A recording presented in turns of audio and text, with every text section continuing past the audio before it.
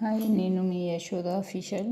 ఇవాళ నేను ఇంటి ముందు అలా దీపం పెట్టుకొని అలా మందరికి వాటికి పసుపత్రి పెట్టుకొని అలా చేసుకున్నాను.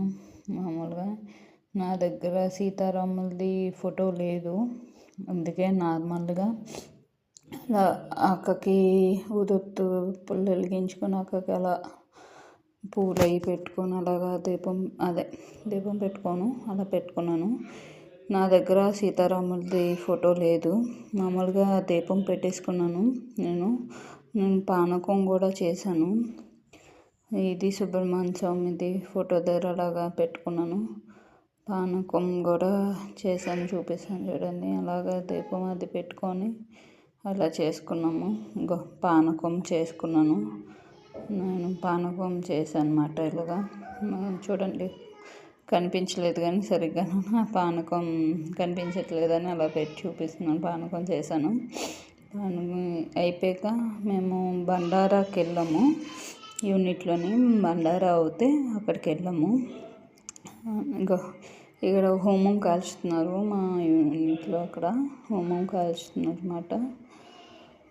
హోమం అది అయ్యాక మేము అక్కడ బండారా అయింది మాకు. వేళ హోమం అది కాల్చాము. గుడి వస్తుంది తర్వాత గుడి అది కూడా హోమం కాల్స్తున్నారు. అక్కడ వాళ్ళందరూ హోమం కాల్స్తున్నారు అన్నమాట. బాగా జరిగిందండి, చాలా బాగా జరిగింది. ఇది మాత్రం నాకైతే చాలా హ్యాపీగా ఫీల్ అయ్యాను. తర్వాత గుడిలోకి వెళ్ళాము అందరం. గుడిలోకి వెళ్ళామన్నమాట.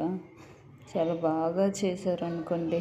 ఎంత బాగా చేశారంటే పూజ దీనిని చాలా బాగా చేశారు. అలా తీశాను నేను వీడియో. అలా తీసి అలా పెట్టాము. తర్వాత పిల్లలకి చేశారు, కన్య పిల్లలకి చేస్తారు కదా, అలాగా హిందీ సైడు నార్త్ వాళ్ళు కన్య పూజలు అని అవన్నీ చేస్తూ ఉంటారు కదా. నేను చాలాసార్లు చూశాను నార్త్ సైడ్ వాళ్ళకి కన్య పూజలు. అలాగా కన్య పిల్లలకి కన్య పూజ అది చేశారు.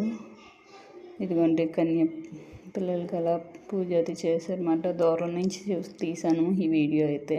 నా వీడియో మీకు నచ్చినట్టయితే లైక్, షేర్, కామెంట్ చేయండి. Thank you friends.